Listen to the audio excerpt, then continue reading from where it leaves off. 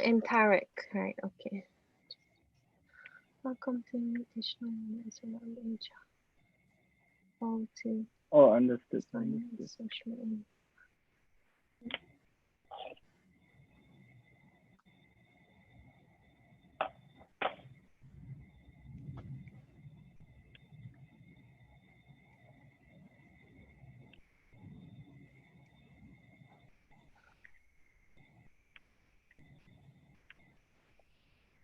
Oh, this is already on the live, right?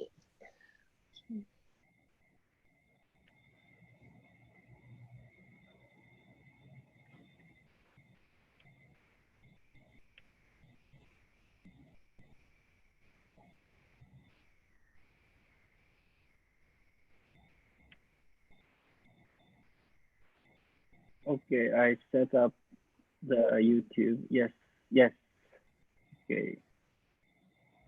So, well, to create breakout room, I think I should pass Hannah to host.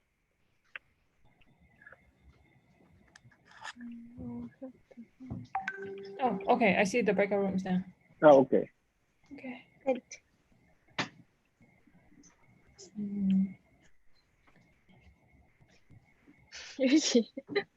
Yeah, I can't really. All right. You're grass. You became a grass. Okay. Anyway, yes, I already started the YouTube streaming and recording. Right? Why Okay. my virtual screen combines me? This. Still. Can we just let Archana in, because I think she WhatsApp us. Yep. Hannah, sorry. Could you arrange to I'm co-host. For you, okay. All right. Okay.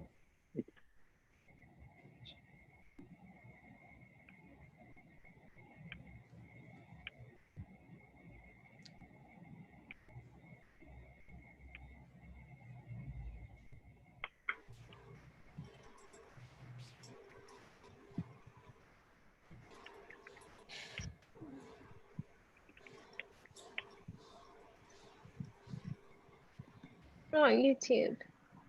Nice. Hi. Hi. Hi, Archana. How are you? Good. Nice to meet you. Thank you for being a guest speaker this time. Same here. It's my pleasure. Completely my pleasure. Thank you very much. I followed you on Instagram. Oh, thank you. That's so sweet of you. Yeah. Yuji shared up. Hi, Yuji. Hi, hello. Yuji. What happened? My face. Your face. Oh, cannot do that. Good. Hi, Tarek. Hello. Hey. How's everything in Bali? Good. Very good. How are you? Good, good. I'm actually in Nagasaki, Goto Island right now, and I just came back from beach. That's why I look so tan. Wow. Nice tan. Yeah. Yep.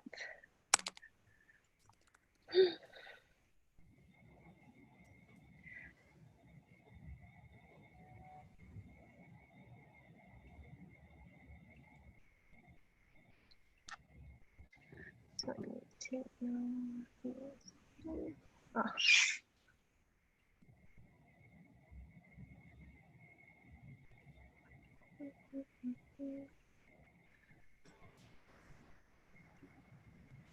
So are we just speaking, or are we making a presentation? Like how do you usually do it?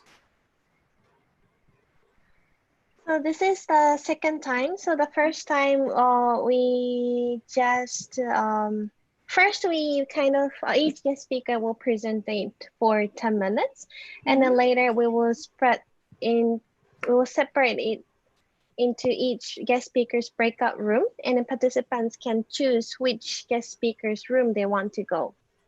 Okay. Okay.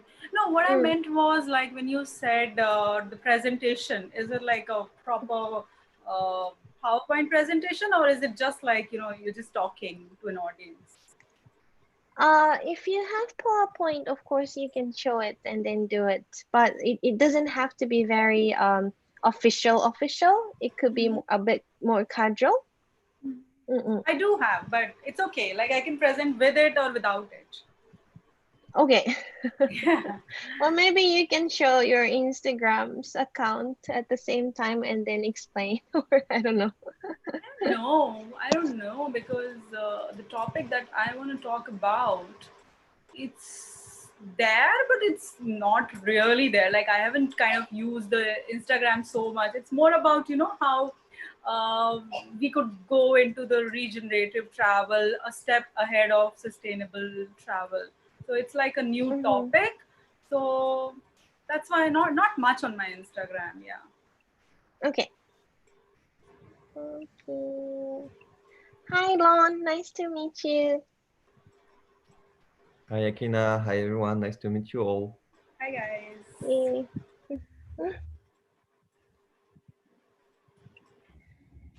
Okay.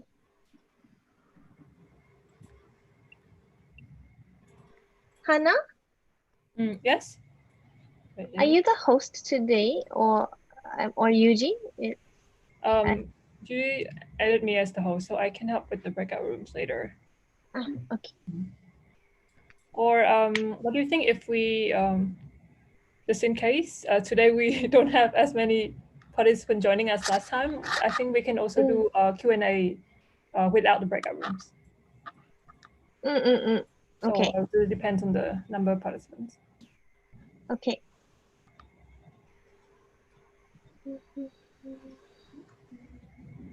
Maybe I will play some background music.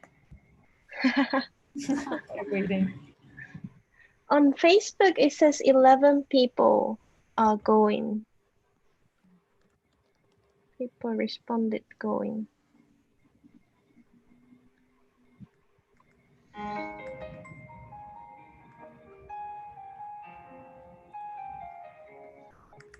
Yeah, I also messaged the people joining the previous events for the link.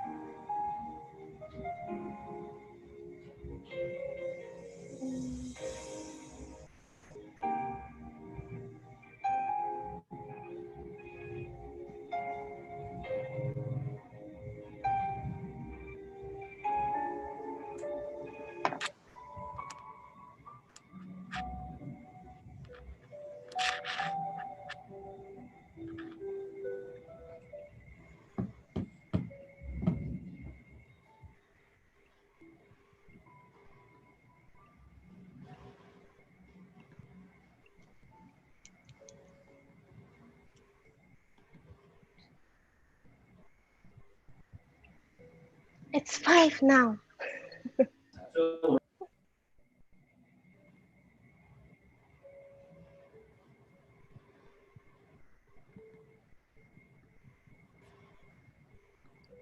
Shall we start, Hannah, or shall we wait more to come?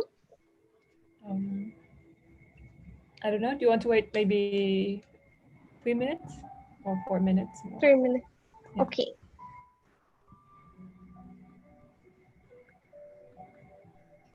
So do we have more speakers than the participants? Usually if participants are late, like the experience that we have last time too. No, it's like weekend also. People would be just relaxing. I think Emma is coming. Yep. Yeah. Emma. I think you're mute. You muted yourself, Emma. Oh, hi. I'm sorry, I'm walking around the station, so I'm gonna mute. It's okay being a nomad. Okay. Aoi is Hannah's intern, or Yeah, I asked her to join. Okay. She did the design. okay. You, Laura. Okay. Hello. Hello.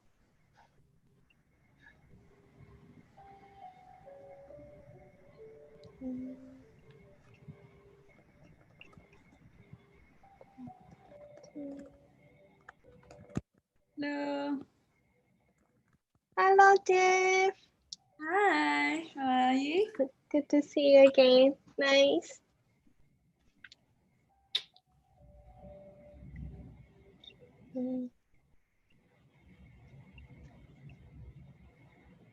So shall we start, Hannah? And probably gradually participants are coming. Sure. Go ahead.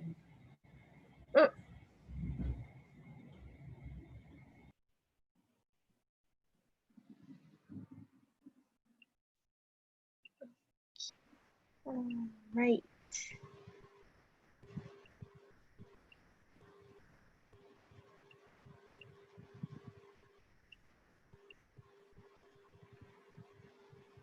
Okay, can everybody see the slide? Yeah. Good. Okay, so let's start. So welcome to Meet Digital Nomads Around Asia Vol 2. Yay! Thank you for joining, and then thank you for all the guest speakers to be here. We're so excited to share this beautiful event with you all, and we're also on a live, so everybody can also share this link later with your friends, and then we can spread this later on. So today we have 3 guest speakers from everywhere on the world, and the first guest speaker is Archana from India. Archana, hi. Hi. Okay. And the second guest speaker is Lon from France. Lon? Hello. Hello. And the third speaker is Tarek from America, from USA. Hi. So today we have these awesome 3 guest speakers, and then I will be doing the moderator. All right. So today content is that first we have guest speakers. Each guest speaker will present for about 10 minutes each about their digital nomads lifestyle and social impact they are giving. And the order is like this. The first is Archana, and second is Lon, and third but not least is Tarek. And the part 2 is that introduction of HafH. So Kath, are you there?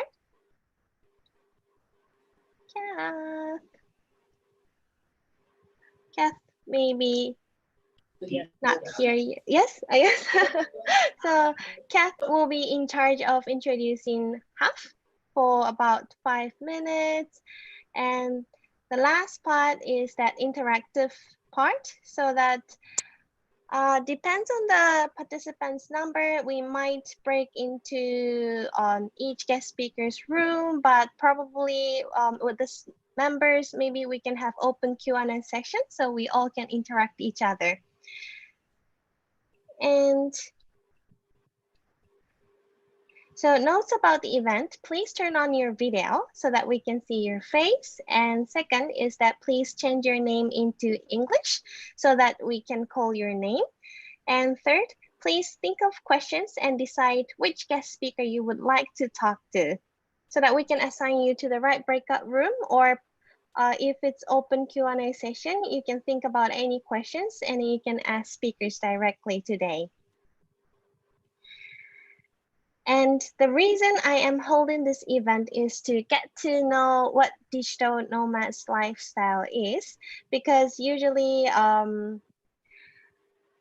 most Asians don't really know what the digital nomad is and what kind of lifestyle they're having. And this time we're focusing on social impact, so that this time we can also get to know about how digital nomad give a good social impact while being a digital nomad.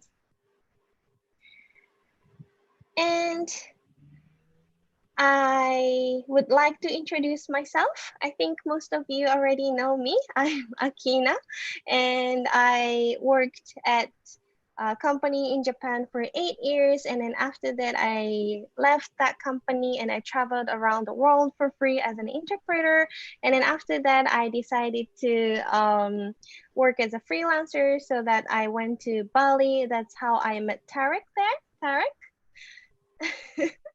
And I was so inspired by the lifestyle of digital nomads, and I'm like, I also want to be like them. And then I interviewed more than 20 people to know what are the common things among being digital nomads. And thankfully, Tarek invited me to this Nomads Giving Back community, and that's how I connected to all the digital nomads around the world. Okay. And in Bali, I learned that we can actually design lifestyle, which is quite inspiring. And please remember, being different is beautiful. So later on, each guest speaker will share their own stories, but please keep this phrase in your mind. Everyone has their own different lifestyles, and let's enjoy. So this is a very short introduction from me. And from now on, the first guest speaker, Archana, could you share your lifestyle or social impact you give on as a digital nomad to everyone? Sure. Is it possible for you to give me the access for sharing the screen? Sure. Host, Yuji or I Hannah? already allowed the access to screen sharing for multiple participants, so you can actually just share your screen.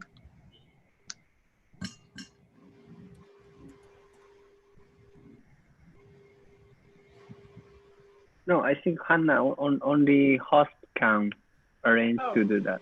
Okay, yeah. No worries, no worries. I can present it without sharing the screen. No worries at all. Can you try, do you have a screen share button? Otherwise, it's fine. It's okay. It's okay. There is not much on the screen. It's just one visual and the topic, like the headline, which I'll be talking about. Like I've divided the presentation into several parts. So it's okay. No big deal. I can present it without sharing the screen. I can add you also.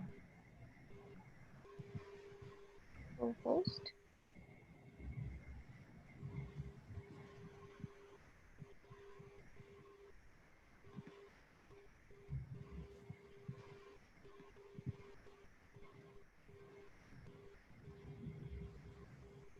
So should I? I think I've got the access. Oh yeah, you have the access. Yeah, thanks. Hey guys, I hope you guys are enjoying your afternoon or evening or wherever you are. So today I will be talking about how it is the time to move over from sustainable tourism to regenerative travel. So what is regenerative travel and how I have been using it, this entire lockdown period and the next projects that I'm working on, how I'm using that. I'll talk about that.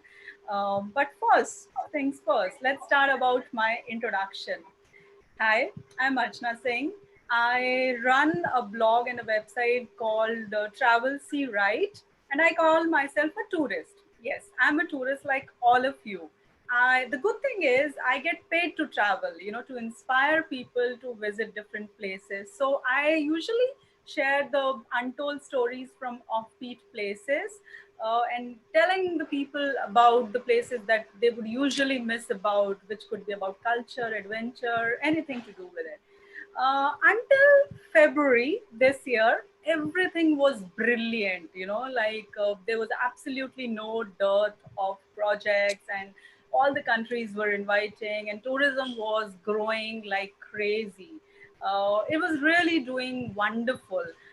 But everything changed post COVID. So, what are the changes which I have seen basically are like, which I think uh, will define our next few years, if not decades. So, first of all, for the last 9 years, tourism was growing at a faster pace than the global GDP was. And there was like, it was providing 10% of worldwide employment. Every 10th person in the world was somehow related to travel and tourism industry. However, there were some negatives as well. For example, it was mostly mass marketed, and there were problems like over tourism, and big businesses were benefiting, and it was more about the tourist, more about the selfie generation, more about fulfilling my bucket list, or more about, hey, I went there, all about the bragging rights. But so that was tourism until March 2020. Now, how have things changed post 2020 is now it is Travel and Tourism Council says that the minimum loss is going to be $3.4 trillion. This is like what they are estimating now. And an industry which was providing 10% of the worldwide employment will be suffering job losses of close to 121 million. However, the good thing is, from mass marketing tourism, it's now going to be local travel. People will start exploring their own backyard. They will start taking travel more slower. They will start taking travel as a slower thing than, just running from one destination to another. It will be more about the place, and it's going to be more about regenerative travel. So, what exactly is regenerative travel? So, basically, regenerative travel is nothing. It's basically, where you don't uh, provide any kind of degradation to the tourism. Like when you visit a destination, people don't want you to go away. They would rather want to welcome you because you are playing a bigger role in making their economy stronger. You are contributing, you're not being a nuisance. We have all seen the pictures or the videos in from Barcelona, from Amsterdam, from Stockholm, where people have been saying, tourists not welcome, tourists go back, because we were kind of taking away their place from them. So that's why they were so anti of the tourists. So hopefully, because of coronavirus, or until the vaccine comes in, we're going to see a slower, a more local kind of a tourism. So now, talking about what is regenerative tourism. So regenerative travel is nothing. It's basically, like when you reach a place, you make the place better by being there rather than worsening it. And how do you do that? So sustainable tourism is more about, arresting that downfall in a destination which could be happening. It doesn't do too much wherein, you grow the destination. It's just that, for example, if you're going to a place, you don't throw too much of garbage there, you eat local food and all that. But regenerative tourism is something which a lot of companies have started doing, and in this period only, post COVID, I was talking to some counterparts in US, and companies like G Adventures, IATA, they've all come together to form this regenerative travel, and they have around I think 46 resorts or even more than that in companies where they're promoting it, where they're saying like it is actually an opportunity to reboot travel, to make it more useful to the communities, to the places where we go, so that we are not a hated lot. So what I did was I kind of divided it into 5 points so that everybody could understand like what are the 5 steps which we as a digital nomads can play a role, to spread this regeneration into action, because it all looks great when it's in there in a PowerPoint or an article, but how do you take it on ground? What do you do into that? So the first point, please tell me if I'm too fast. I usually have this habit of speaking very quickly. So if there's something that you don't understand, please either raise your hand or let me know. I will. Is the pace okay, or do I need to lower it down a bit? It's fine. No, Okay, great. it's perfect. Yes. Thank you. Thank Thank you. you. Okay. So the first point, first and foremost, which is most important, is you have to protect the locals. We have to remember that, a city can have tourists, but tourists cannot have the city. It is their first right. You imagine you are living in a city like Barcelona, and there are like these hundreds of buses which come there, and in each of this bus there are like 50 and more tourists, and your streets are taken over by the tourists. They are chatting, they're walking since 8 a.m. until 10 p.m. Your cafes are taken over, your playgrounds are taken over, all your places, the beautiful places that you wanted to go to, they're all taken over by them. How would you feel? And what do? They will just probably leave some money behind.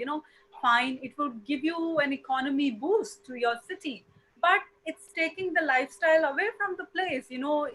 It's making you as a stranger in your city. Nobody would want to live in that kind of a city. Unfortunately, that was what was happening before COVID-19, whether it was Venice, whether it was, Dubrovnik, all the places were facing that kind of a problem.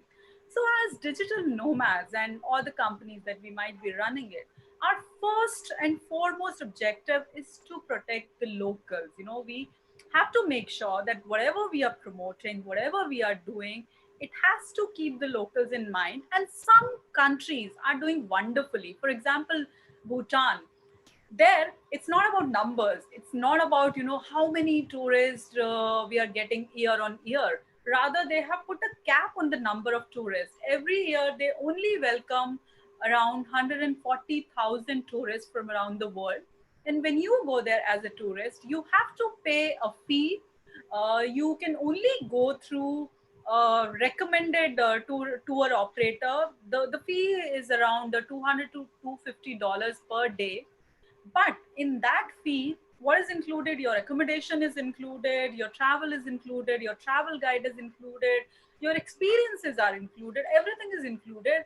But the good point is, what happens is the amount that you're paying, it is going for the growth of the country. It's spent on education, it's spent on infrastructure, it's spent on the livelihood, it's spent on solving problems like poverty and stuff. And there are these 75 tour operators who are handpicked, who are shortlisted. So it's not doing any favor to any particular operator. So that's why Bhutan, when they have their GDP not in the terms of numbers like the economy, but they do it in happiness. The similar thing which just now New Zealand has started. So New Zealand is actually trying to seek balance between well-being of its natural resources and communities. So you will see a lot after COVID-19, that they're going to come up with all these kind of new projects and new campaigns which will be taking care of their natural resources and communities. Not so much about welcoming too many tourists. It will be more about value than volume. So as digital nomads, it's our responsibility also to keep in mind, when we are promoting any destination, we need to keep in mind, like, what are the governments or the local administration doing? Are they actually taking care of the communities, of the growth, or is it like only some big businesses are benefiting? The second point, which is very important, is that this was a word which was the buzzword. In fact, it was the word of the year by Oxford Dictionary in the year 2018. The over tourism was there. So it's a very good opportunity now. COVID has actually given us an opportunity to turn over tourism into balanced tourism. So what is balanced tourism? Like Taleb Rifai, who is the UN WTO Secretary General, he said that tourism growth is not the enemy, bad management is. I'll give you an example how. Uh, until last year, Barcelona used to spend 1.5 million euros on the management of the city, whereas they spent $60 million on promotion. Imagine 1.5 million just on developing the infrastructure and 60 million on the promotion. Is there like any parity? No wonder people were saying, tourists go back, because there was not enough infrastructure to take care of them. So as digital nomads, we also need to keep in mind what kind of destinations we are promoting. Are we promoting over touristy destinations, or are we promoting the offbeat destinations? And that everyone, I think, would remember. This is how Venice used to look. And now thankfully we saw some pictures when there were no tourists, and there were like fishes and the water was blue and people were very happy. All those beautiful pictures which happen in lockdown, we would want to have those kind of pictures. So there are some countries, and in fact, within Italy only, who are trying to solve the over tourism problem. For example, in Italy, I had the fortune of doing this particular trek. It's a 1,000-year-old trek which used to start from Canterbury, England, and used to go until Rome. They have revamped it. So the good thing about this is that you're walking the whole time. You're walking, and there are no five-star hotels. There are no big properties on this. You stay in churches, in abbeys, in small places. You eat the local food. There are vineyards there. There is like agroforest. So you are giving it back to the society. And the guy who started this, Alberto Conteo, so I worked with him for this particular trek, and he told me because of COVID-19, his business has actually got a new lease of life, because earlier they were only focusing on international tourists and only focusing on promoting destinations like Florence, Rome, and all the big cities. But now they're looking to promote more cycle routes, more walking trails, and all that, and more people, because now people are scared of going to different countries. So it's more about local tourism, slow tourism. So when we get the vaccine and when we are able to travel again, we should be promoting such kind of products. And that's what I have been trying to do for the last couple of years. Then the other is back home in India. So India is a big over touristy destination. There's absolutely no balance in India. So there is one place called Manali, which is chock-a-block in winter, chock-a-block in summers, because everyone from North India wants to go to that hill station. And there is a place which is called Sinogi, which is little above, like would be around 20, maybe 10 to 20 kilometers from Manali, but nobody goes there. So this particular company called Banjara Camps and Retreats, what they have done is they have created these eco lodges and eco projects little away from the over touristy destinations, and they've created employment opportunities. And so all the people who work in the destination, they are from those small villages. The handicrafts, the products that they make, they are being sold, whether it is your spices, or like we have pickles and other stuff, or handicrafts, they're being sold there. And they have created new products which didn't exist.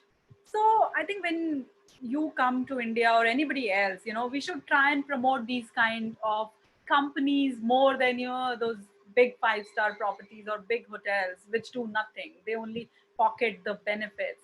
Then is the third point is about local prosperity.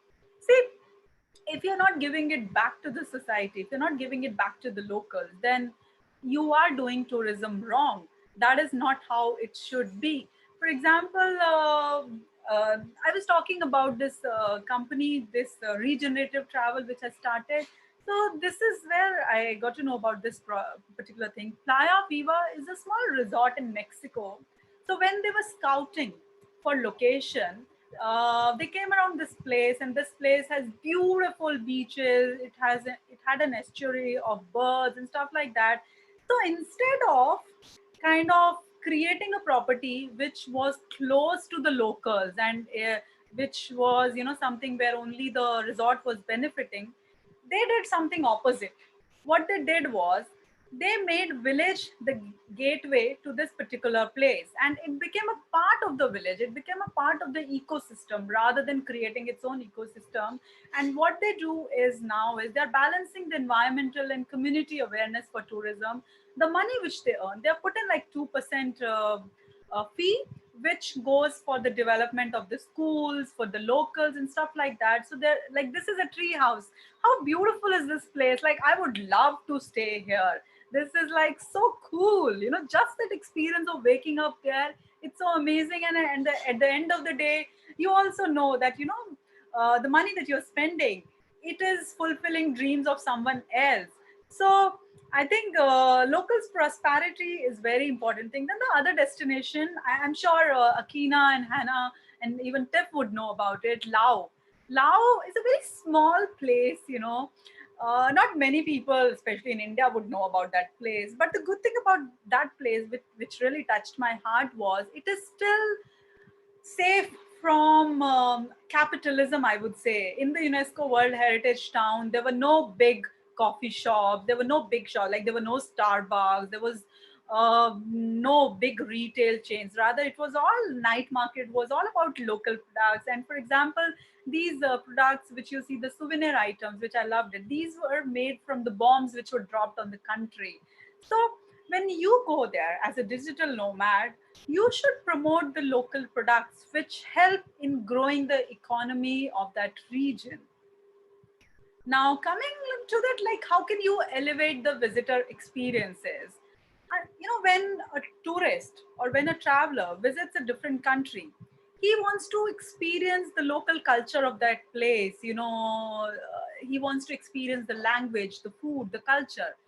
You don't want to eat the pizza, you don't want to eat your own food in that place, fine.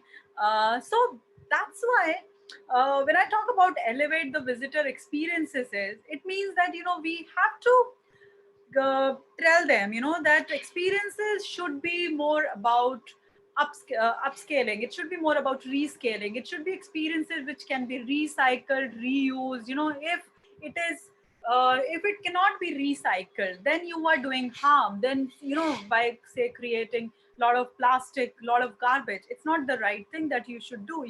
You are creating, you have to create something unique, and you have to promote that uniqueness. Like for example, what Oslo is doing, it's like one of my favorite places. I just loved it. Like, would like to show this video.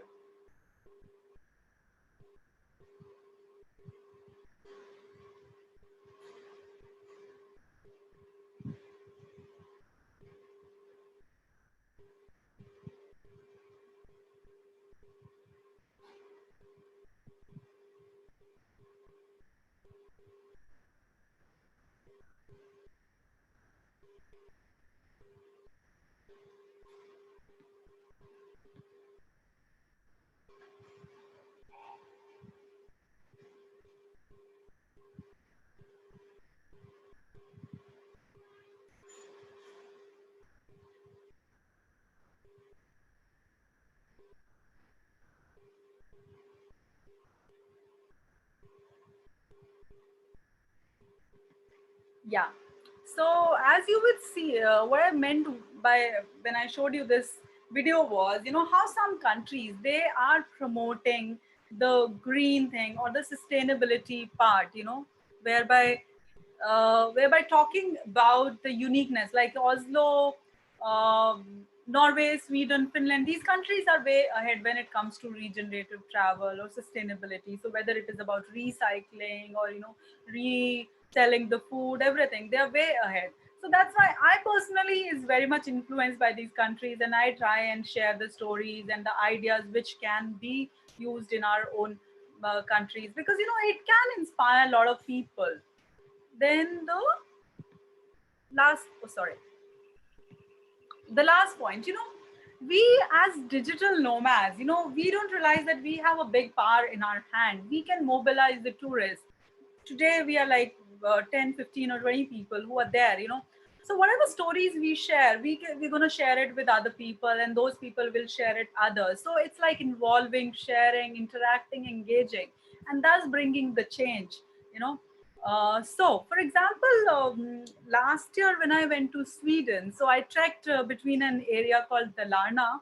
It is in a region where Sami are the oldest tribes of Europe. They are the reindeer herding tribes, whose lives have depended on reindeer. So last year, instead of hopping from one place to one place, I spent around 10 days with this tribe, and where we were hiking between the borderlands of Norway and Sweden, and I've tried to live in their shoes and try to understand. And this whole trip was completely regenerative, I would say, because first of all, there was no carbon emission because we were walking, we were creating our own food, we were foraging the berries, we were making our own food, and the money which we were giving to them, this was all going for the ecological development, and it was saving the culture of Samis. So what happens is, when you share such stories with people, more people get to know about it, and thus you can create a positivity, and thus you can bring a change, change which will stay there for a long time, I would say. So these were the 5 steps which I deliberately take when I am traveling anywhere, or when I'm sharing my stories, whether on Instagram, on website, on print, on videos, anywhere, whichever media I'm talking to. I now take care that my travels are revolving around these 5 things, which is number one, protecting the locals, that through whatever activity I'm engaging in, the benefit is going to the locals, and the tourism is balanced, it is not doing any harm to the destination, locals are prospering from it, and the visitor experience is elevated. It is not the same routine kind of an experience which they can get back home. And then how can I mobilize the tourists, how can I mobilize other people?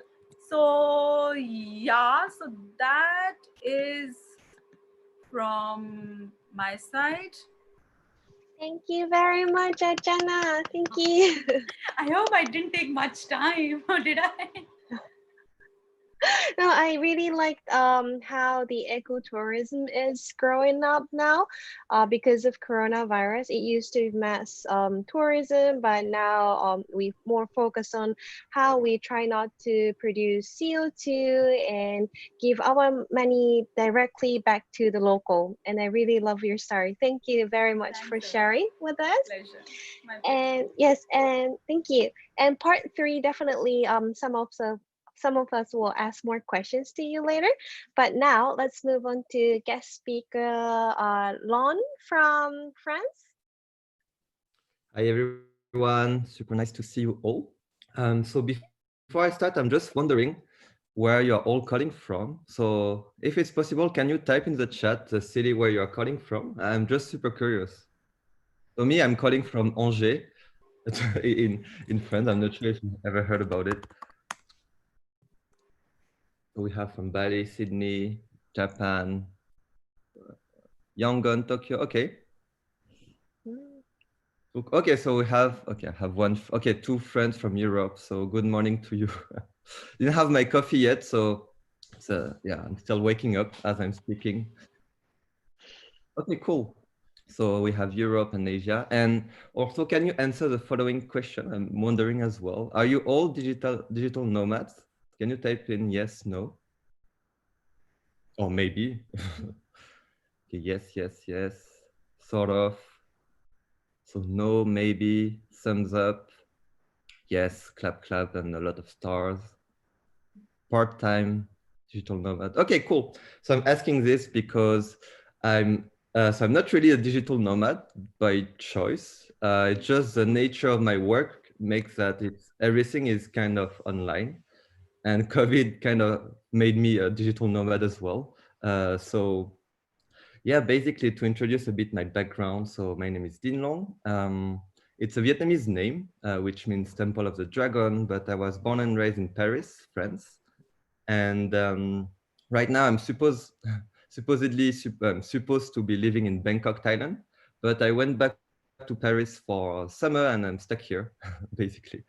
And yeah, so I've always been involved in like social entrepreneurship. So basically in the social entrepreneurship ecosystem. So, like how to support young social entrepreneurs to launch or develop their social enterprise. And yeah, maybe just to say a few words about what is a social enterprise. For me, the very like the basic definition, the easiest definition is just imagine a regular company, but the product or service of the company is like contributes to solve a social, societal, or environmental issue. Like for example, an app that would connect, I know, restaurants, bakeries with customers, and just they are able to put like the leftover food or the food that will be otherwise discarded and put into trash. So everyone is a winner, like because the customers, they can have discount on food and which is still edible, and the bakeries and stuff, they reduce food waste. So yeah, I was always involved in doing that. I first started in Hong Kong. I was working in accelerator or for tech for good startups. So basically helping startups that use technologies for social good to really expand, find more customers and scale up. And then I moved to Vietnam where I met Hannah, her English name, where I was working for a co-working space. So I guess you're all familiar with that, specifically for local citizens of Hanoi who wanted to have a social impact. So a lot of citizens who want to have a social impact, but they don't know how to start. And we are here to nudge them a little bit, help them launch a project, etc., develop their skills. And yeah, right now, so I moved to Bangkok to work for UNDP. So it means United Nations Development Program. And I work for a project called Youth Collab, which is basically very similar to everything I just mentioned already. But we are helping and working and supporting young people. And we define young people from like 18, even less, like 14 to 30 to 40. And we work with them to support them to have a social impact, basically, through any means. So through social enterprise, through organizations, through nonprofits, through movements, through blogs, through like whatever is possible. So we help them from the ID stage to like prototyping stage to going access to market to scaling up in everything they need. So we always start from what do the project holder or SDG solution, as we say, mean, like need. And then from the need, we try to build up on what they need and really support them. And yeah, before I explain a bit further what I'm doing, just wanted to share with you one data, which was basically the beginning of this project. So in Asia Pacific, so we cover all Asia Pacific. So it goes from Iran to Mongolia to all the Pacific Islands with New Zealand, Australia to even Maldives. So it's like around more than 30 countries.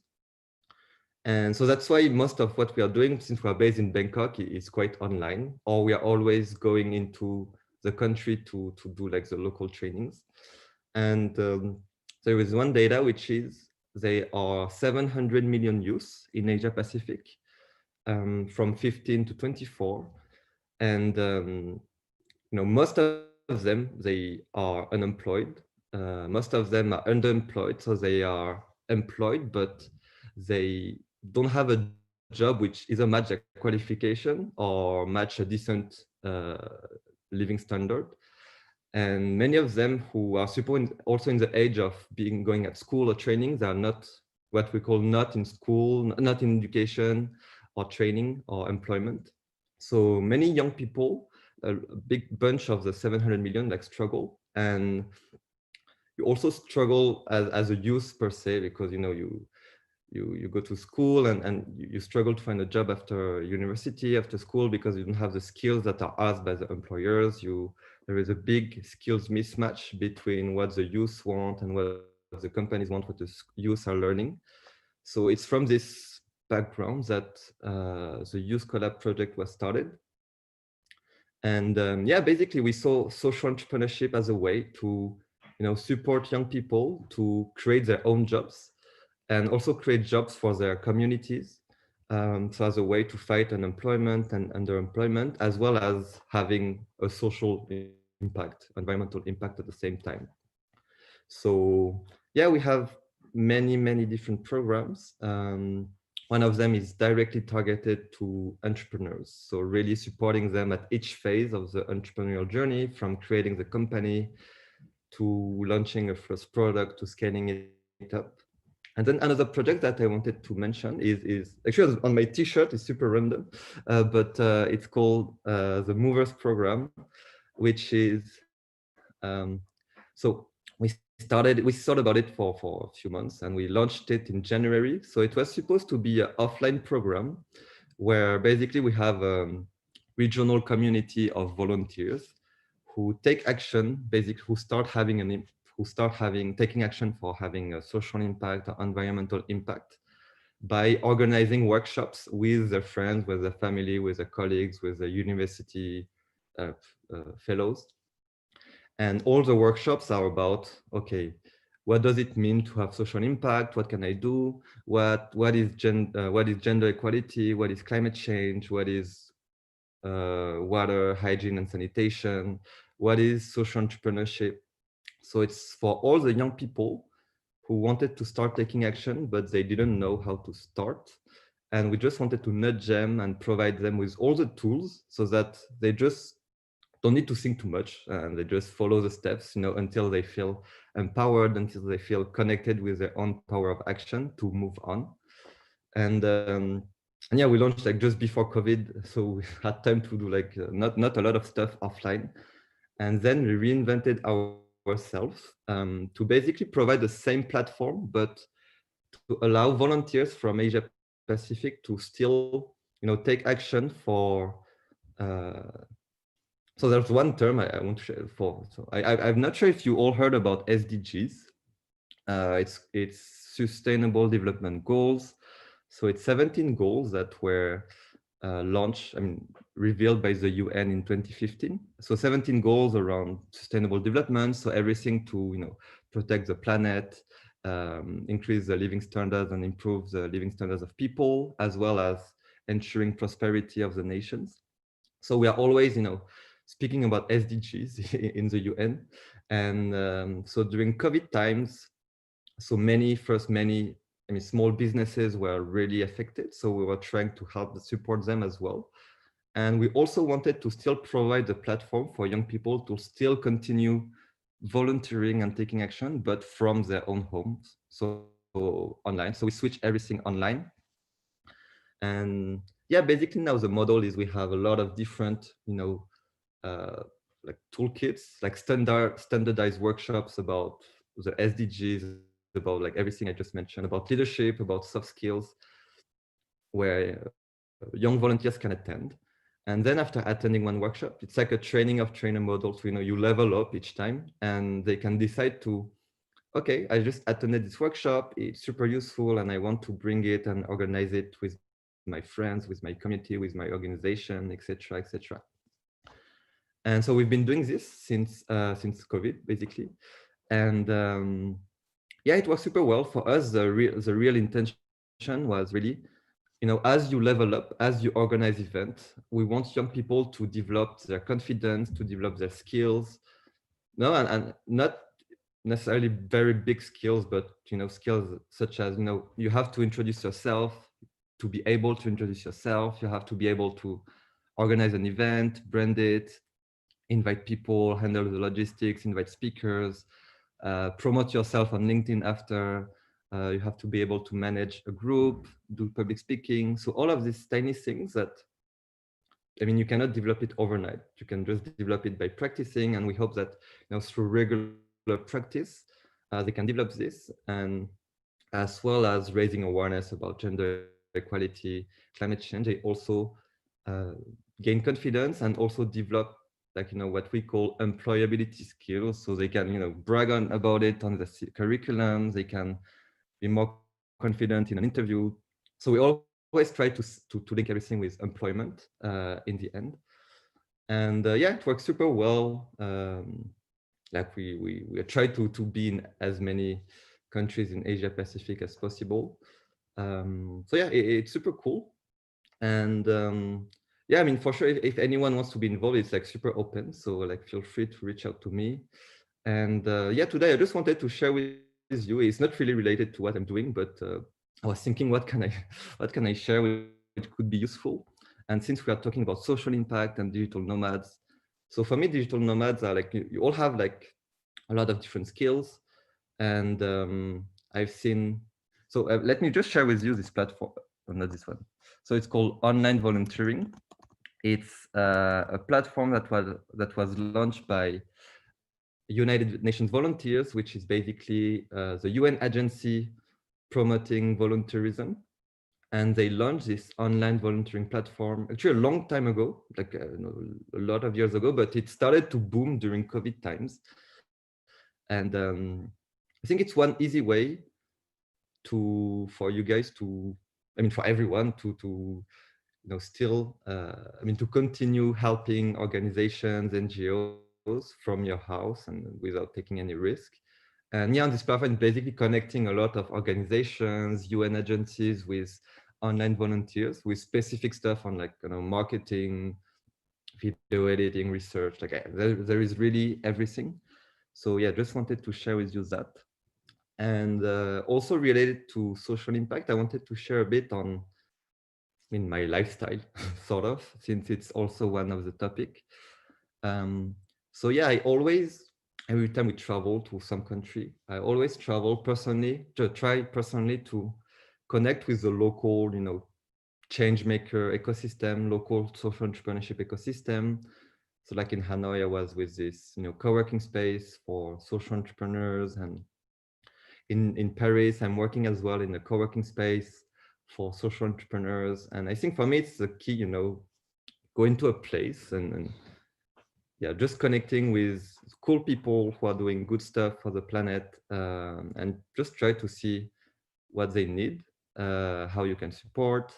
And also, since we will be speaking about co-living space, I've found this amazing co-living space in France, which is called El Capitan. It's a Spanish word, but it's still French.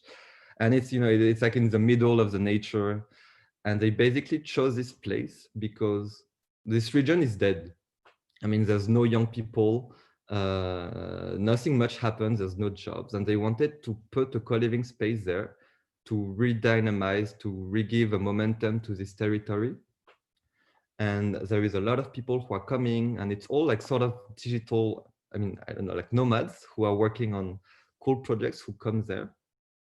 And yeah, at the same time, the co-living, so it's a place for everyone to gather and meet, but they connect with all the neighbors, basically. There's no, like they connect with all the farmers, with all the schools, and they try to do projects together to really integrate into the local, like city, like local village ecosystem. And I think it's super nice. And it's also like, in France, everyone wants to leave the city now. They want to move to the countryside, and they also act as the first step for people who want to leave the city. But they also act as people who just want to leave the city 1 week per month, But yeah, anyway, I think my time is up, but yeah, feel free to contact me for anything, if anything you think can be involved or you were interested. And yeah, we have the Q&A later anyway.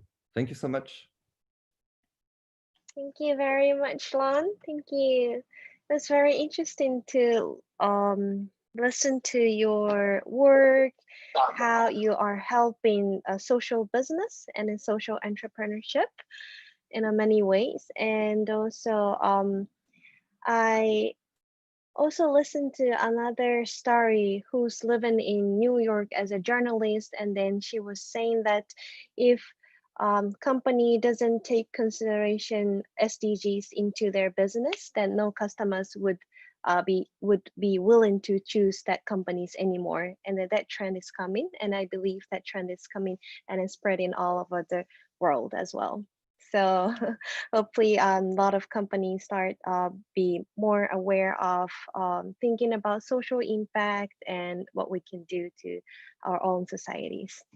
Thank you very much, Lon. And last but not least, Tarek from USA. Hey, yes. Yay!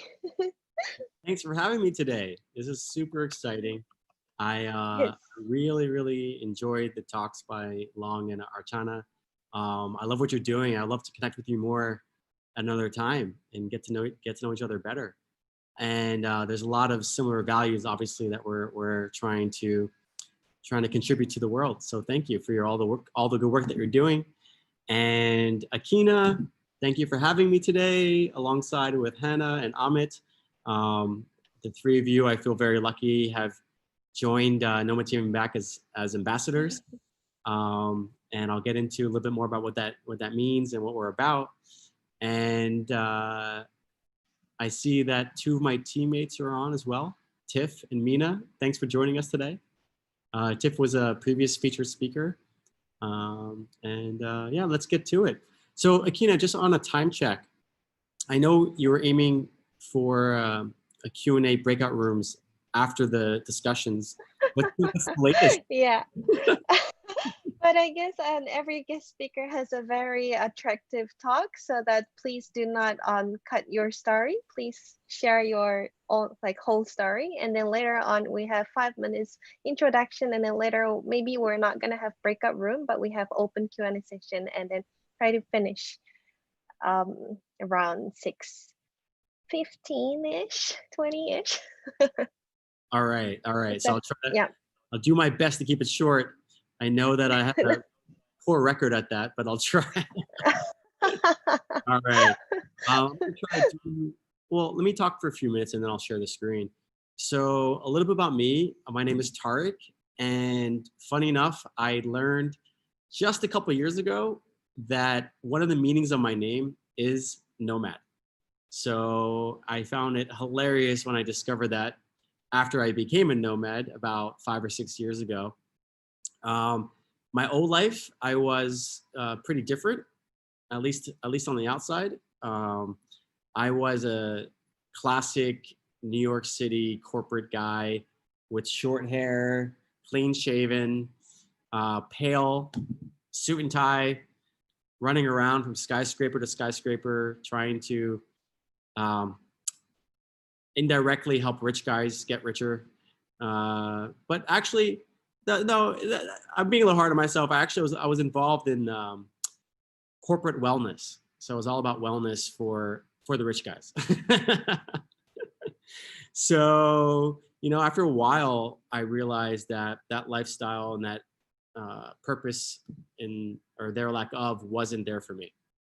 So a few serendipitous moments happened in my life, a couple really positive, a couple not so positive, all happened around the same time. And it was enough of a force to propel me on a one-way ticket across the world, starting with the Taj Mahal, and the rest was history. Along the way, I acquired 3 big dreams for myself to achieve. I gave myself 1,000 days before turning 40 years old. And the 3 goals for my mind was to create a social enterprise, as well as for my heart, for my body to run 25 marathons, and for my soul to explore 100 countries. And thankfully, for many reasons, it's for many people, I was able to make those happen. And really my main focus now that I've turned 40, and I heard Long say that young people are up until age 40. I'm 41, so I'm not young anymore, apparently. Young at heart. But really my focus these days is less about travel, less about running.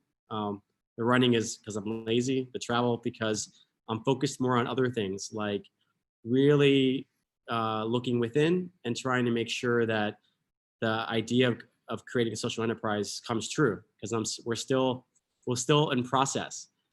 We just celebrated our 21st birthday, as in months, last week. And I feel really blessed to have this amazing team behind me. But I'll tell you a little bit more about Nomad Team back now in some slides. Let's see here. Share screen. I should have closed all those windows, huh? Let's see. There it is.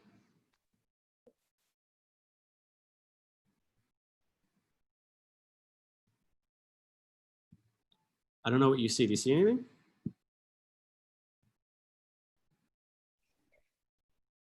Yeah, we can see. Can you see the slides like pretty well? We can see the slide, but it's not a full size.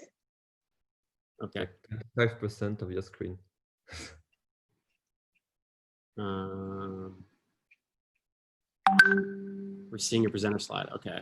Let me try that again.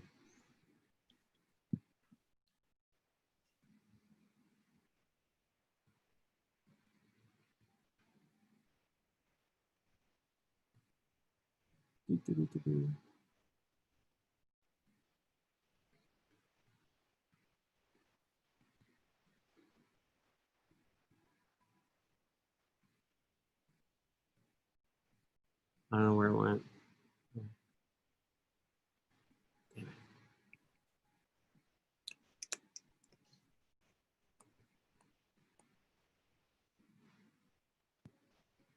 Sorry guys, just give me a second. It's okay.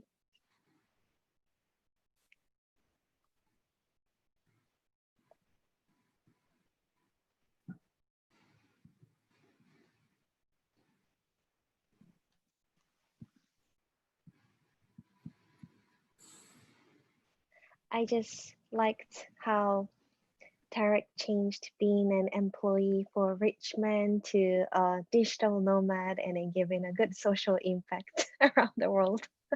I always love the story. Okay, I found the slides. Now I just want to find you guys again.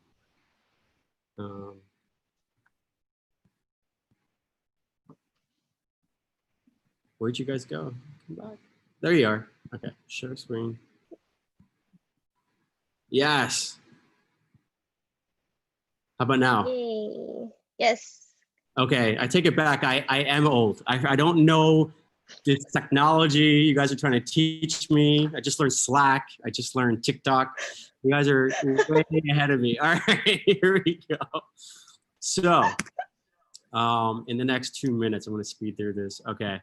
So I already went through a little bit about me, and we have this amazing team. Tiff and Mina are on the team, and Akina and Hannah and Amit are the ambassadors. We now are over, I think we're about 68 people, which is pretty phenomenal on how the message is resonating. We've had more than 65 events over that time, in 10 countries. Most of them were in Bali and Medellin, where I've been based, but we've had them in 10 different countries. So I'm pretty excited about that. Next up is a little bit more details about what we're about. Our mission is to inform, inspire, and empower you to give back to the communities that you call home away from home. We strive to solve the problem.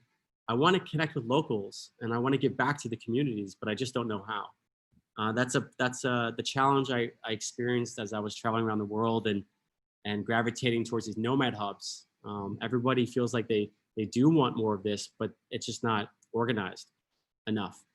And we want to serve as that bridge between locals and foreigners, all around impact. And so that's what we've been doing. We've been growing this amazing community all around the world. We have been focusing primarily in Bali and Medellin as the two hubs. And then since Corona hit, we've been taking this online. And so we started to grow more on our online presence. A little bit more about what we've been doing. So those events, all the events have taken different forms, different shapes and forms, but one thing in common is there's always an impact theme, and we always welcome and encourage local participation. A common format is we'd have a panel discussion, bringing on local and international impact leaders who are helping us explain what social challenges are out there, how the organization is helping to solve those, how the audience can get involved. And I feel like that's where the magic happens, is when you bring these people together that are, drawn to a similar purpose, a similar desire, similar value system, but they don't know what to do next, right? So that's, just bringing people together is really a big part of that, to help people connect the dots. Because a lot of times, you don't know what you don't know. And so the best way to do that is start to explore. And we've been doing, so we did some fundraising and some volunteering, but we also really are all about advocacy, raising awareness. So sometimes we raise awareness of other people's fundraisers or other people's volunteering needs. For example, we have a volunteer matching program, just like Long had shared about his. similar concept. And especially we're trying to focus in these nomad hubs specifically geographically, although it can be done anywhere, the remote ones. And yeah, through our social media, we have a very powerful marketing team and a strong social media presence where we are basically advocating about the different sustainable development goals, the various social causes, the things in the news that are more recent and current. And we try to really inform, inspire, and empower. Like, information is important. Getting people a little bit jazzed up to maybe do something about it. And then how. The empowering is the how you can do something about it. And we have 2 Facebook groups. I'll share the links later if you're interested in joining. One is about our Nomads Giving Back global community. And the other one is more specific to it's called the Coronavirus Forum. The content is mostly around travel these days, like what countries are open, what aren't, what are the restrictions. And in the beginning, it was a lot about the pandemic itself. So that's another interesting resource for those of you that might be interested in buying a flight, but you're not sure what the story is. We're kind of crowdsourcing information there, and it's been pretty valuable. Before the pandemic hit, we launched our very first few impact trips. So they were excursions partnering with local providers for us to figure out how to create a more, as Archana had mentioned, a more meaningful travel experience, connecting more with locals, learning about the local traditions, and making sure that the money goes to the locals. And so we can't wait to restart those again. And we also had a couple of language skill sharing programs. Specifically, these 2 were in Colombia, where foreigners and locals can connect over language. I'm going to speed up a bit.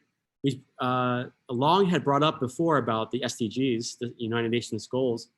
I always, when there's enough time, I like to try to get to know from the audience what their favorite SDG is, like what cause you're most passionate about. If you're interested, or feel free right now, if you have a particular cause here, drop it in the chat if you want to share.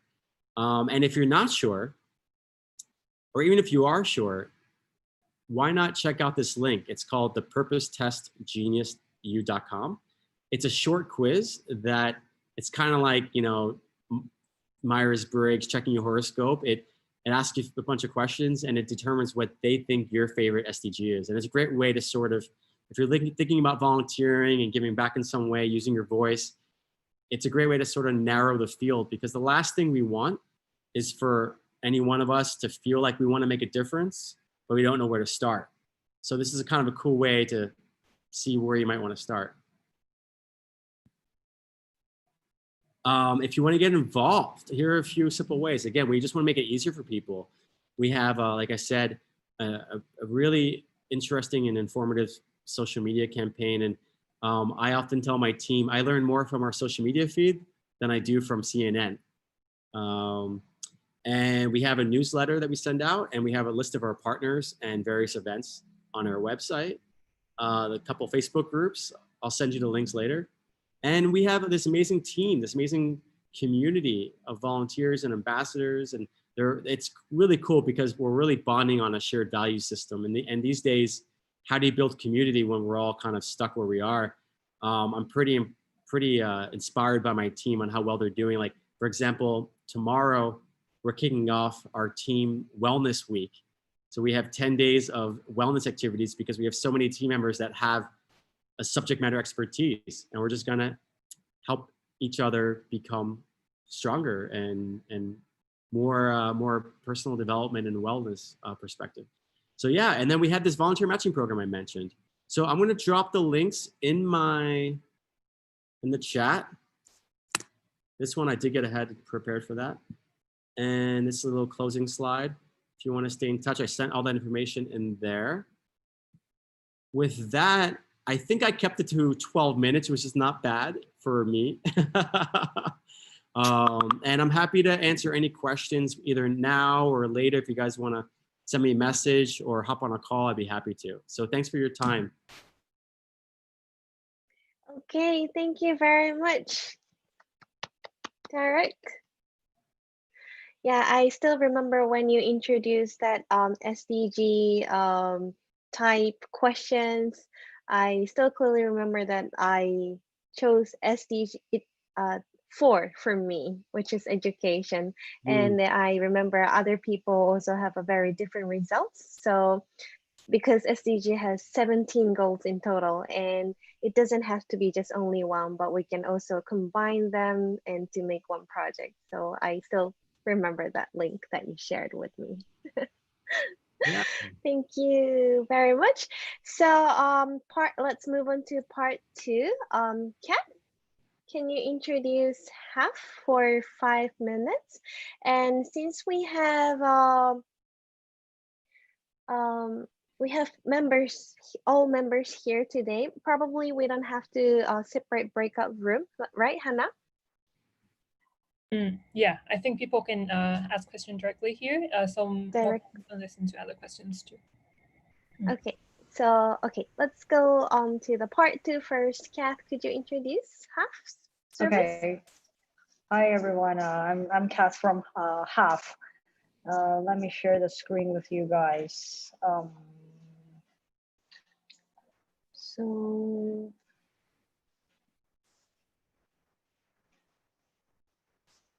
So this is HafH. I'm sorry, it's in Japanese, but it means that we now have 301 locations around 204 cities, and we are a platform that you can see it's all you can live around the world for a fixed price. So basically, you guys can pay a fixed price over 5 days, 10 days, or a month, and you can live around the facilities we have partnered with around the world. And then we're more like a guest house, hostel, select shop for digital nomad.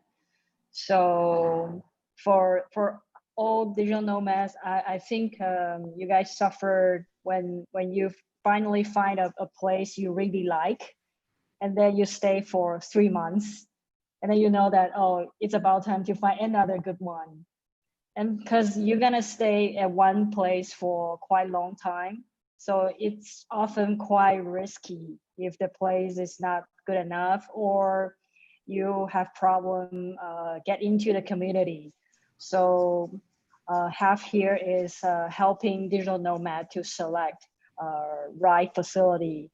And also we not only care about the hardware, like the room, the design, the interior, or the cleanness. We also care if they have a strong community, so that when you finally go there, you can kind of have good communication with people there. And plus, because for facility, it's kind of complicated, because sometimes they have dormitory rooms, sometimes they have private rooms. So we have this kind of system that's called HafH coins. So you can upgrade your room type whenever you want. So it's quite flexible plan for digital nomad when they travel around the world while working and traveling. Yeah, and this is basically what we offer. It's co-living, co-working, and co-locating. So yeah, that's HafH. Welcome to HafH, and hope to see you guys around in our facility in the world. And if you guys happen to visit Japan, we have our own facility in Nagasaki and Fukuoka.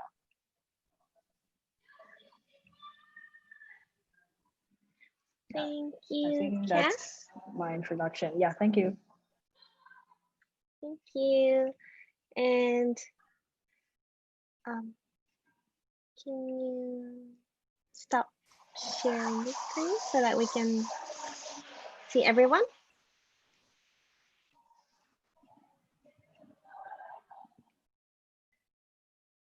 Kath? Yeah, yes.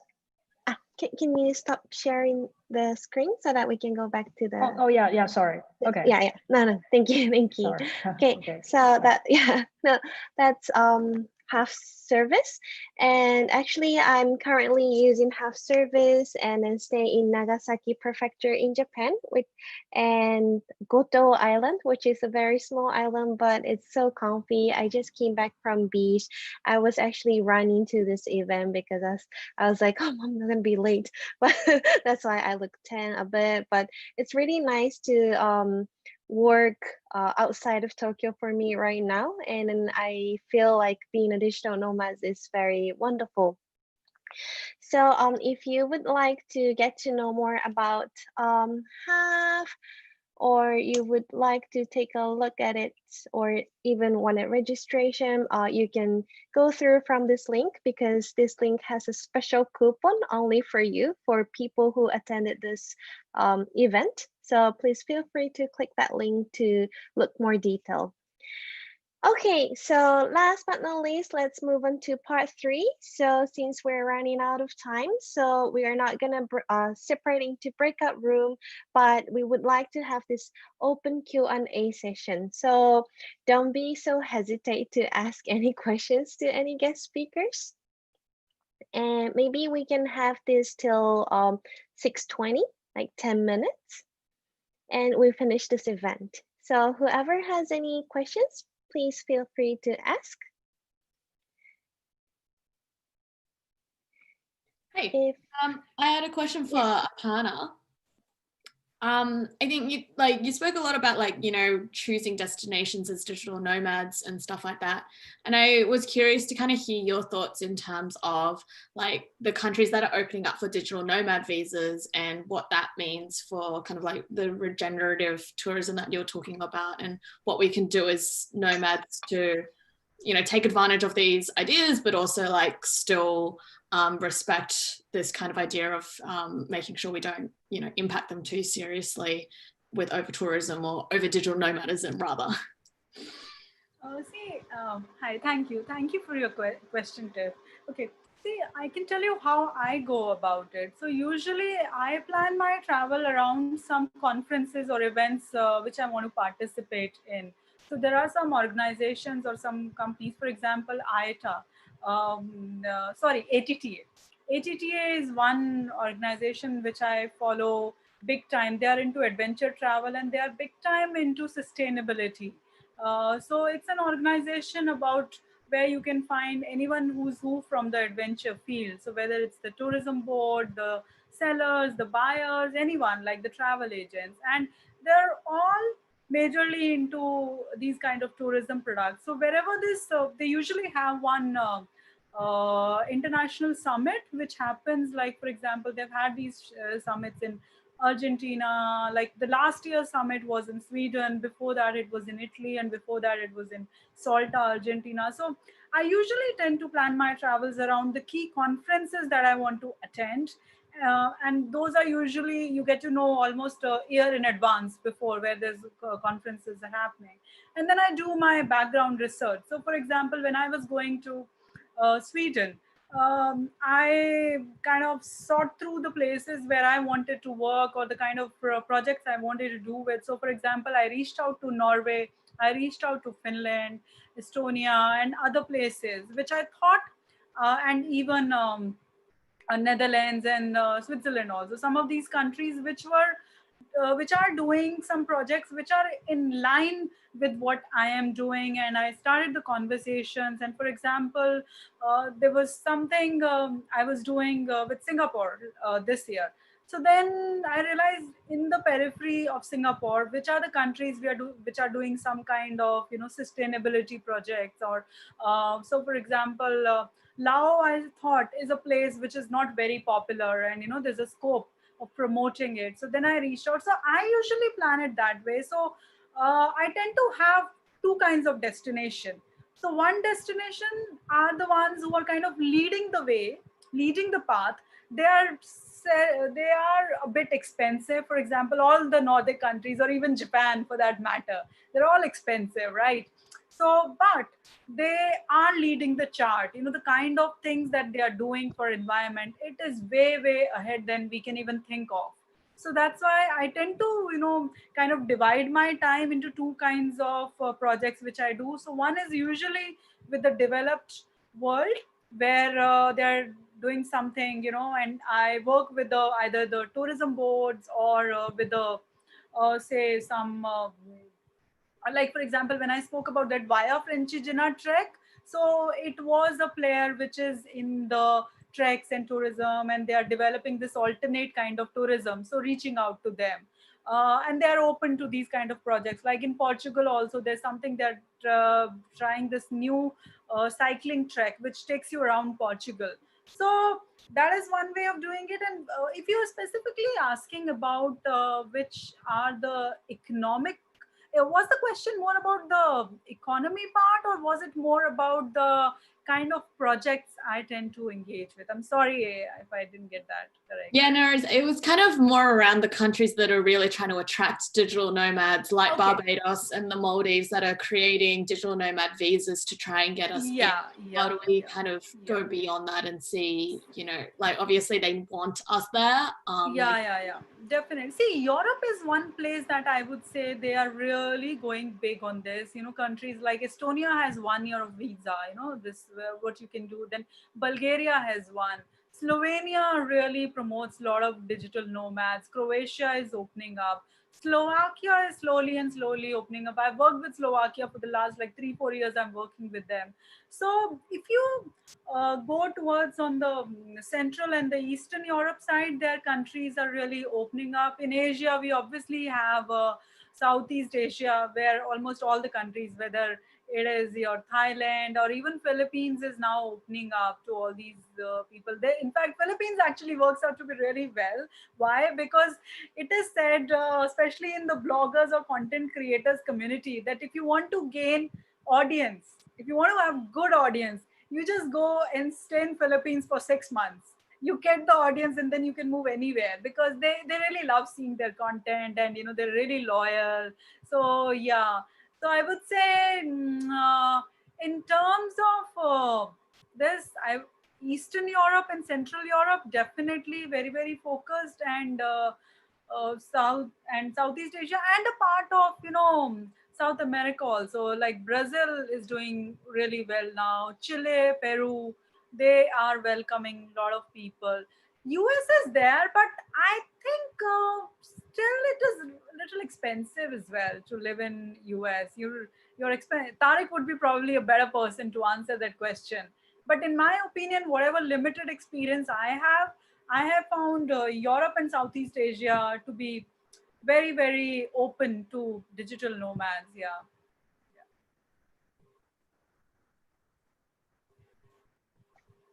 Thank you.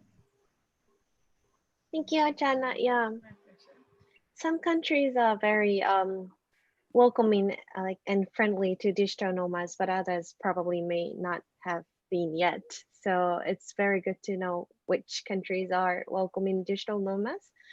And okay, so if you guys have any other questions, if hey. not, yes. Yes.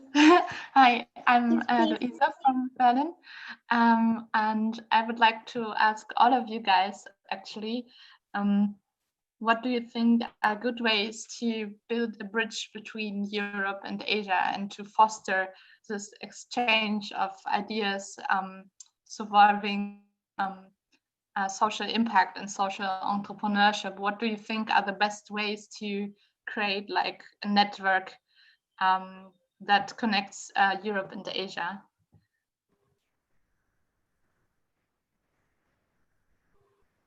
Well, for one, I think that this is a really good first step, especially without travel, is to seek out opportunities to connect with people from the regions that you're curious about. So if you're European looking to connect with Asia and vice versa. And then of course, when travel permitting, nothing beats being face-to-face and going there with your own feet and exploring. I mean, I think one of the important things is that there's so much opportunity for us to determine how we spend our energy and how we spend our time. And, I think the hardest question I think a lot of people have that sometimes they don't ask is, well, what do I want to do? Like, you know, what's the point when you're asking why, how can Europeans and Asians connect? I guess the question would be, well, why? Like, what's the person's why? Why should they connect? And really focus on that and sort of reverse engineer the process of whatever that goal is. So let's say they say, I think it's important to connect because a more connected world, a more culturally sensitive world is better. And I'm fascinated with Vietnamese culture. So, oh, I went to this talk and I met Hannah, who supports travel in Vietnam. And then you reach out to her and then you say, hey, I'm passionate about animals, or I'm passionate about gender equality. What causes do you know? You know, and like, so I guess my point is like, it's good to understand why, what the goal is, and then imagine what the desired outcome is, and try to reverse engineer the process to get to Z. How do I get to Y, and et cetera, et cetera. I hope, I mean, I'm not exactly sure of the specific question, but hopefully I covered some of it. Yeah, that was for sure helpful. And connected to that, my question was also, maybe, do you already know, like, maybe, I don't know if it's already existing, like a platform which is channeling people, just like this Genius EU link that you shared, so that people can directly connect with people who are working on the same purpose. Is there something like that already? I think Long can mention something about that. I want to pass the mic to Long in a second, but I just want to mention one real like grassroots basic thing that I've done a lot is Facebook groups. I mean, if you just go to Facebook and search the location and the topic, and then one thing leads to another thing leads to another thing, and you can go down this wormhole. But that's sort of how it works. And before you know it, you get plugged in to the people around that cause that you're looking for, especially if you have a geographic destination. And then it's much easier. If you're talking about Asia, that's a little broad. But if you have like a location, it really helps. And I think it's just about doing homework and research and having fun with the process. The one thing that I really want to warn about that I have been victim of many times is the concept of option paralysis.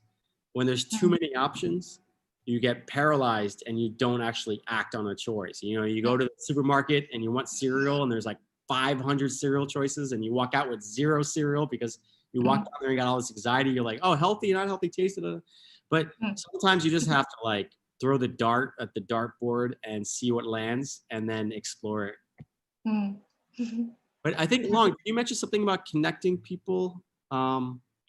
Yeah. So yeah, I think I agree. I think, Louise, I'm not sure if the question is for yourself or in general, like at a massive scale. But definitely, I think first adding on Facebook groups, it's something I do all the time. So it's like the super manual for grassroots. But I think for you, like if you know why you want to connect with Asia or connect Asia with Europe more, then definitely you can like target Facebook groups. I don't know, for me, like if I just think about my own experience, you know, the first time I went to Asia, I had no clue what to look for, what to do. But there was one organization that was really helpful for me, which is called Make Sense, and they are also in Berlin. They have a big hotspot in Berlin, actually. I just shared it here, but it's a French organization which wants to basically empower people, so not only young people. So yeah, empower anyone to take action for the cause they care about and identify also the cause they care about. And they do have a lot of hotspots in Europe and also in Asia. So actually connected with many. It's like you know, when you feel part of the community, you can just go anywhere and connect with the local chapters there. So it's super nice. And yeah, from my experience, has always been through. I mean, before I had contacts in each region, it's mainly through different organizations. Like, and I have a friend who's German. I think he lives in Berlin, and he's been in Vietnam for a long time. And he called Sebastian. Yeah. I know him. That's Yeah, funny. normal. What a small world. Yeah, so funny. Yeah, so this guy, like he's been involved in like it's an alternative business school, which is in based in Amsterdam, but also Hanoi and also Argentina. So Yeah. it's not, and it's a big community, and it just connects everyone. And I think really like yeah, this kind of events right now, and Mhm, also like no, even for me, no, all the events we've been doing offline and which were adapted mhm. online, really Yeah. connected. I mean, we just do it for Asia Pacific, but it really connected. I mean, the youth we are working with different youth from the region, Mhm, and I think as long as you have a purpose in mind, it's you can mhm, connect whoever. mhm, Um, mm, yeah, whoever is it's Europe, Asia. I think like I've seen a lot of different initiatives. It's Africa and Asia and whatever, mhm, whatever. Um, and yeah, in general, I think just to end, like I've seen so many like exchange programs or like youth programs or whatever programs where they want to basically promote Europe, Asia collaboration. Like I've mhm, been in a Japanese exchange program called mhm, Program Mirai. In Asia, it's called Genesis, and it's basically to how to promote Japan relations with Europe or with different countries in Asia. mhm, And it was the purpose was really to connect like European students who are interested in Japan and connect them with Japan, so they keep a link with Japan throughout their life. And there are a lot of things like this. And I know the EU does a lot of stuff with ASEAN, for example, to improve ASEAN and EU collaboration. And yeah, I think there's a lot of things. Yeah, I think but you mentioned social entrepreneurship, so I guess you identified already a bit what you want to focus on. And I think Made Sense is a good. No, every time I meet someone who wants to do something with social entrepreneurship and don't know how to start, I recommend Make Sense. mhm, Yeah, I mhm. hope what I said was helpful, but Yeah, feel free thanks. to, yeah. Yeah. Yeah. I actually already have been involved with Make Sense. Yeah. Now I'm just looking like what else maybe is out there or from your experience, which interesting Yeah, and also I forgot organizations are there to connect with. um, And yeah. something. Yeah, it's a international network of incubators for social enterprises. It's called Impact Hub, and they have Mhm, very big one in Berlin, and they have ones all over Asia and all over the world. Actually, they have mhm, like 200 cities, so it can be mhm. also a good entry point. Yeah. Thank you.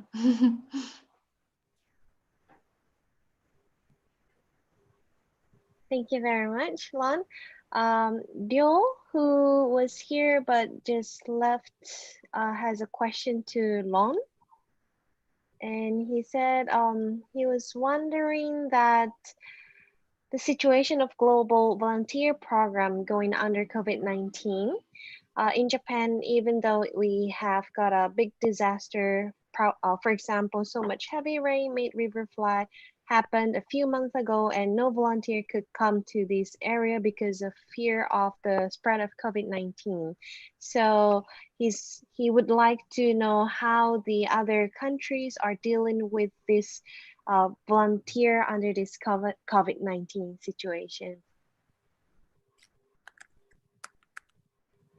So, yeah, you mean more like volunteers? I mean, in terms of humanitarian response, or in terms of any type of volunteering? Humanitarians, volunteers, I guess. Yeah, I'm not sure. For me, Mm. if it's a humanitarian and emergency response, people can always be sent because it's different. You don't go there for tourism, right? Or Mm. you don't go there with a tourist visa, so you can always go there.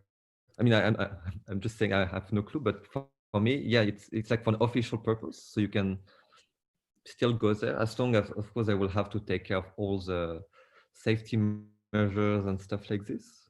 But yeah, for me, it can still be possible. And then there are also all the online stuff that can be done, like maybe like fundraising, maybe I don't know, building a software to detect natural disasters early on, something like this. But yeah, you'll always need people on the ground anyway to distribute the funds, to do things, to do whatever. But I think it's still possible because it's like a very official mission. Mm, mm.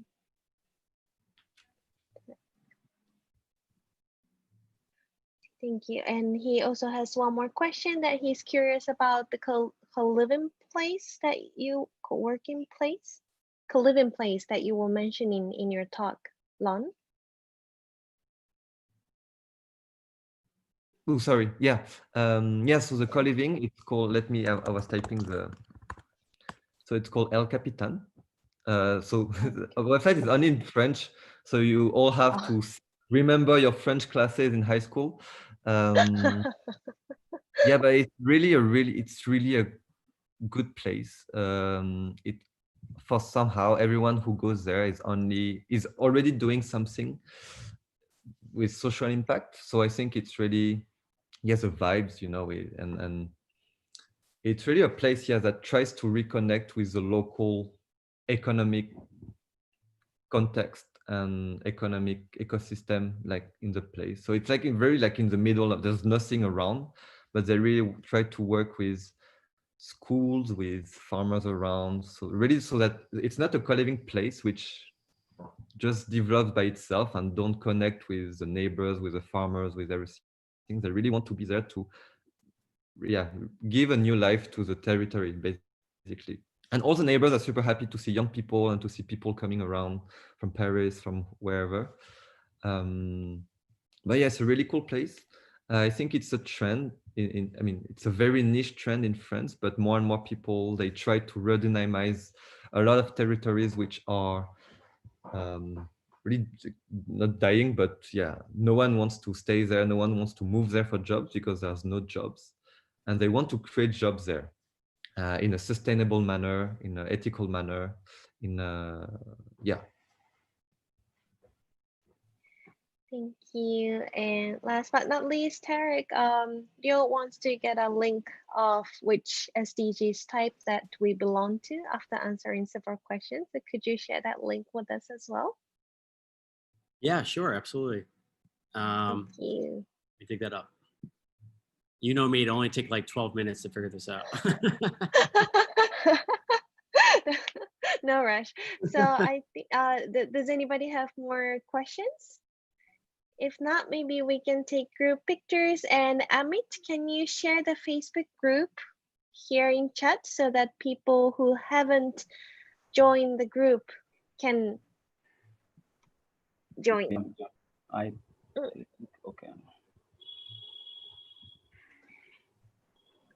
Oh, Tiff, you beat me to it. And I found it too. Oh. I'm so proud of myself. And I think I need to go back to school. Okay, thank you, Tiff.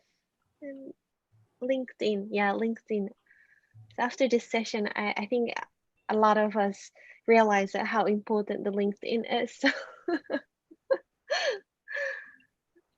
Okay.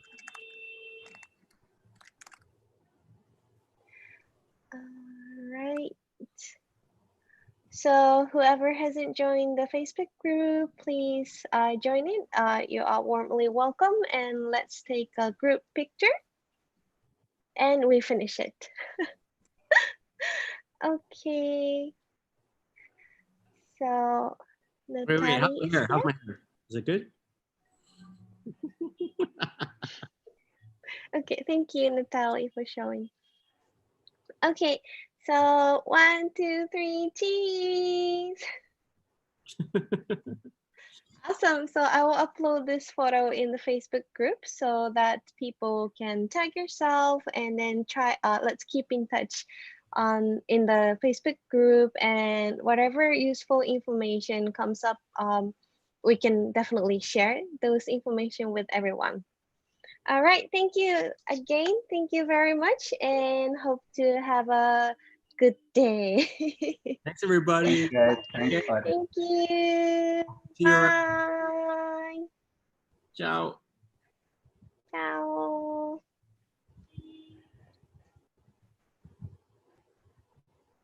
Bye.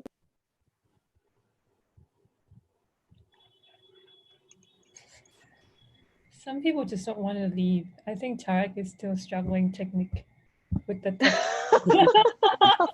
I don't know. Organize everything. I had my PowerPoint ready for an hour. I was like testing it. I'm like, is it working? And then live. That's what I think that's the best thing about rehearsals is the technology side. So Yeah. my advice is technology and timing. Yeah. Yeah, timing. It was difficult to cut in this time. Yeah, or just anticipate it. Like you can say it, but then what's the plan? What's the default plan if people? Yeah, it happens all the time. Yeah. Cool, guys. Well, thanks for having me. This was amazing. I appreciate the opportunity. Hey, I know you're recording on YouTube. You guys are putting these on YouTube? It's already. Yeah. Yeah, it's already on YouTube.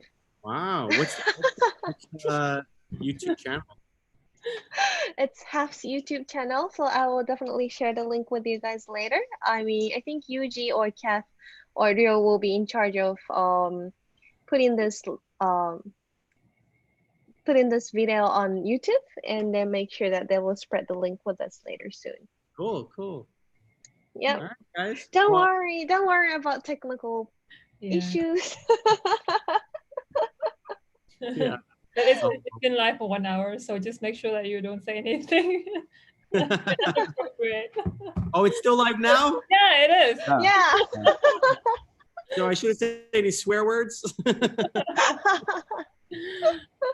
Wow, gotta be careful. I didn't realize we were on the record right now. All I have to say is that, you know, everyone is amazing and everyone is perfect. Awesome. No, but honestly, thank you so much for real, Akina and Ahmed and Hannah. Thanks for having us. I'm so happy that you're part of the Nomads Giving Back ambassador team. That's nomadsgivingback.com. Oh, we're being recorded? Yeah. Right. For more details, click the link here. Or much. I'm gonna go catch the sunset on the beach now. So I will. Oh yeah. Me too. Going to yoga, so. I hope you guys get to join some of the wellness events this week. Yeah, I got the email invitations all over my inbox already. What the heck? Yeah. What's all this spam? You know, like I don't have time for wellness. Like, oh my god, did I buy this expensive gym membership for? I could have just contacted Tarek. Oh my god, yeah. I was laughing. I was like, "Who has time for meditation?" No, just kidding. You know, do you ever hear the line that says, "Everyone should meditate 20 minutes a day, unless you're too busy. If you're too busy, you should meditate an hour a day." It's deep. That's profound. 1 hour. Yeah. 1 hour meditation probably is needed for me right now. Yeah. Now looking at Tarek reminds me that I have to go to yoga because I can't go to Bali. So I'm just gonna like escape my Indian yoga teacher. Yeah. Yoga. That's funny how Bali reminds you of yoga. I love that. Like, what else did Bali It's true though. It's true. But you're like, Tarek reminded me of yoga because he's in Bali. That's pretty cool. I actually left my earphone in Bali, so I was thinking maybe I could have them deliver that to you in case you need one. Wow. What kind of headphones? No, just normal iPhone earphone. Yeah, if you want, send it to me, and somehow I'll pay it forward. Okay, don't sell it on eBay. Send it to me when you need. Well, I was gonna donate. I know you're fundraising and need donations. You can pick the SDG on the purpose test, where you want the money to go. And I was gonna sell it and donate it. All right, team. It was so good to catch up with you all. Thanks for having me, and I'll see you on the next one. Yeah. Let's do it monthly based, so that maybe Hannah, Amit, and I can plan again and for the next time. Absolutely. And if you want to throw like Bianca or someone, or Mina or someone else, or Karen, someone from the Nomads Giving Back team, you're welcome to, and it might make it a little easier to like collaborate. But Yeah. no matter what happens, I'm always here to support you guys. Oh. Yep, got it. It's on YouTube, Tarek. Well said. Yeah, damn. I mean, shucks, I can't believe I'm still recording. Did I mention how much I love my mother? Like, she's just the best mom in the world. But I mean, my dad is also the best dad in the world, and my sister. Who else? Okay. God, I want to thank God. Universe, okay. Planet. All right, Oh, you gotta man. catch a sunset, right, Yes. Tarek? Yeah. Told you, it's hard to keep on schedule. All right. Peace. Please, bye. Cool, guys. Okay, so I know. team organization. We're still on YouTube, but well done this time again. Yeah, I Clap think. for ourselves. Oh, let me stop the live stream here. Yeah, please. Oh yes, please.